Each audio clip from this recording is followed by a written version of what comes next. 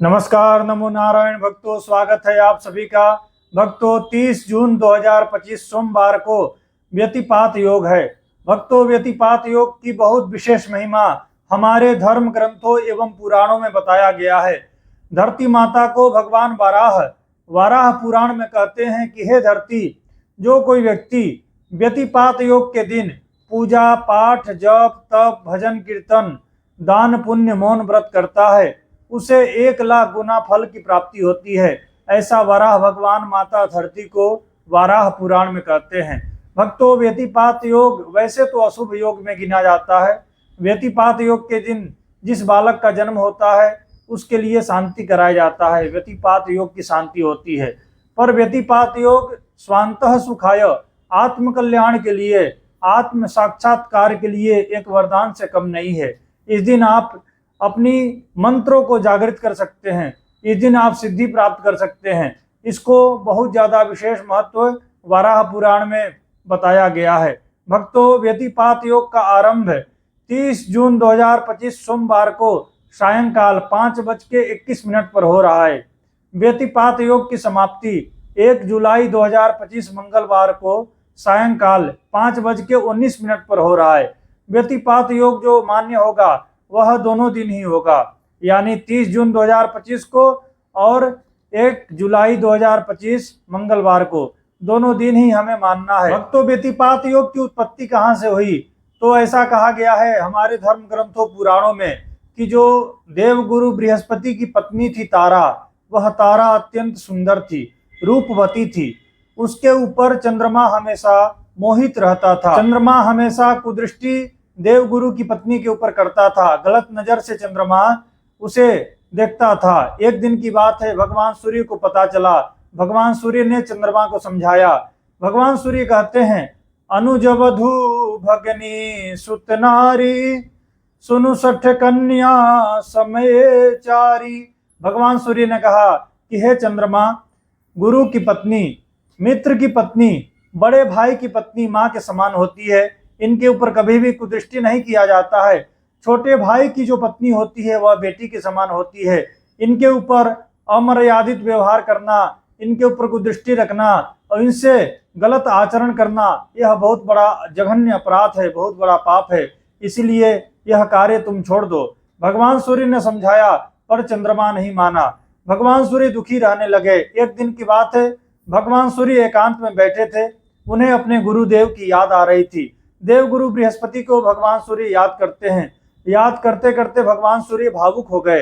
भगवान सूर्य ने विचार किया, देखो कैसा समय आ गया, कैसा युग आ गया है कि अपने ही गुरु की पत्नी के ऊपर यह चंद्रमा कुदृष्टि कर रहा है, गलत नजर से देख रहा है। ऐसा सोचते सोचते भगवान सूर्य अत्यंत दुखी हो गए। भगवान सूर्य के नेत्रों से आंसू गिरने लगे। भगवान सूर्य दुखी थे, उनके मन में एक कष्ट था, दुख था, इसीलिए उनके आंखों से आंसू गिर रहा था। भक्तों, व्यतिपात में व्यति और पात दो शब्द जुड़ा हुआ है। व्यति यानी विपत्ति, दुख, और पात यानी गिरना। जो दुख के समय में, कष्ट के समय में आंखों से आंसू गिरा, वही व्यतिपात योग बना। भगवान सूर्य के आंखों से जो आंसू गिरे, उससे एक पुरुष उत्पन्न हुआ जिसकी 8 आंखें थी, 18 हाथ थे, उसका मुख खुला हुआ था। वह भयानक पुरुष, उसी का नाम पड़ा व्यतिपात।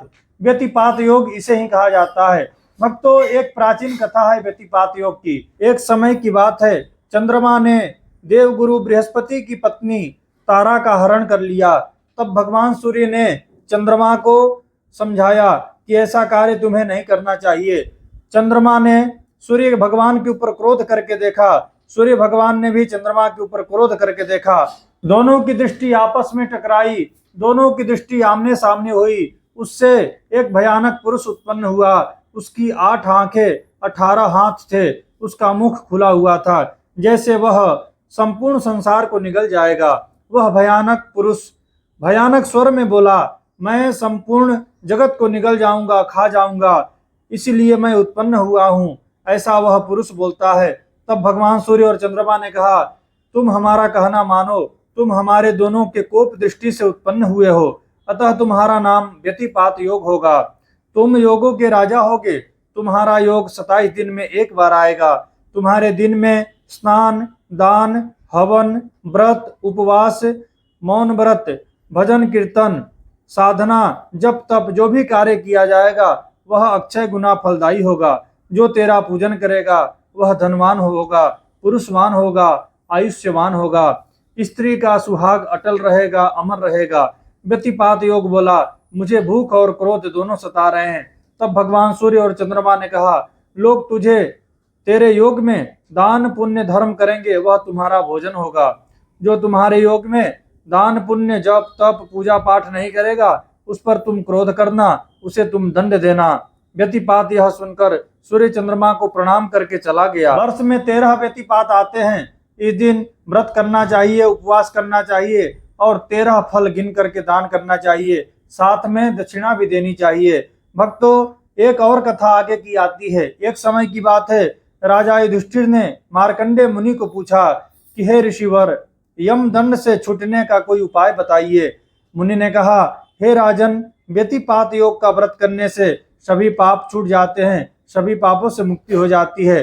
तब युधिष्ठिर महाराज ने कहा कि यह व्रत किसने किया था? मार्कंडेय मुनि बोले कि पूर्व काल में एक राजा ने यह व्रत किया था। राजा ने उस व्रत का फल एक भुंड को दिया। भुंड पूर्व जन्म के कंजूस वैश्य था, बनिया था। उसका मन हमेशा पैसे में रहता था। वह कभी भी धर्म दान पुण्य नहीं किया करता था। एक दिन वह अपनी दुकान पर बैठा था। उस दिन व्यतिपात योग का पर्व था। एक गरीब ब्राह्मण दाल लेने उसके दुकान पर आया। ब्राह्मण ने कहा, सेठ, मुझे कुछ रसोई का सामान दे दो, मैं भूखा हूँ। उस कंजूस वैश्य ने उस ब्राह्मण को धक्का मारकर निकाल दिया। वह ब्राह्मण दोबारा फिर से आया। ब्राह्मण ने कहा, सेठ, आज पर्व का दिन है, थोड़ा कुछ दे दो, दान पुण्य कर दो। आज के दिन किया हुआ दान 4 गुना फल देगा, भगवान तेरा भला करेगा, थोड़ा आटा दे दो। सेठ ने उसे धक्का मारकर फिर से निकाल दिया। ब्राह्मण ने क्रोध में भरकर उस वैश्य को श्राप दे दिया कि तू भुंड होगा, जलता भूखा मरता फिरेगा। जब कोई व्यतिपात का पुण्य तुझे देगा तब तुझे शांति मिलेगी। और ऐसा कहकर के ब्राह्मण चला गया। वैश्य की बुद्धि ठिकाने आई। वैश्य दौड़कर ब्राह्मण के चरणों में गिर गया, माफी मांगा, पूछा, मेरा उद्धार कैसे होगा? तब दयालु ब्राह्मण ने कहा, जब कोई पुण्यात्मा कोई व्यतिपात का पुण्य तुझे देगा तब तुम श्राप से मुक्त हो जाओगे। थोड़े दिन के बाद वैश्य मर गया। उसे भुंड की देह मिली। वह भयंकर जंगल में विचरने लगा। एक बार जंगल में आग लग गई। आग लगने से भुंड का मुंह पेट आदि थोड़ा थोड़ा जल गया। उससे वह दुखी रहने लगा। एक दिन की बात है, जंगल में राजा हर्यश्व आए और राजा ने उस भुंड को पीड़ित देखा, दुखी देखा। राजा ने पूछा, हे भुंड, तुम्हें इतना कष्ट पीड़ा क्यों हो रहा है? तुमने अवश्य पूर्व जन्म में कोई महापाप किया होगा।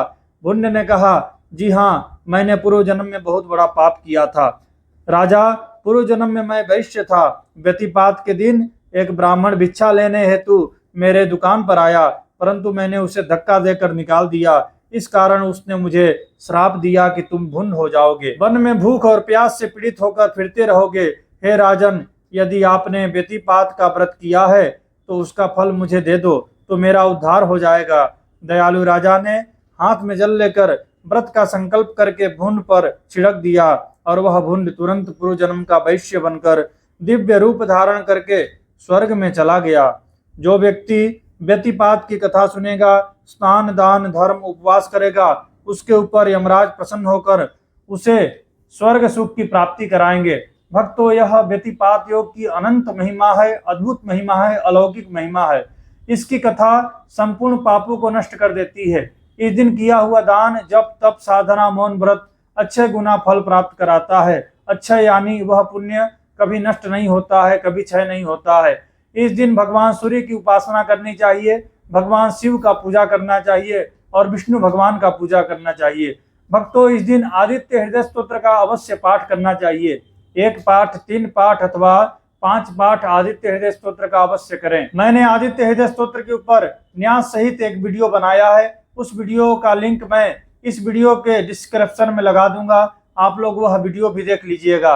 भक्तों, इस दिन लाल कपड़े का दान गरीब गुरुओं को करना चाहिए, ब्राह्मण को करना चाहिए।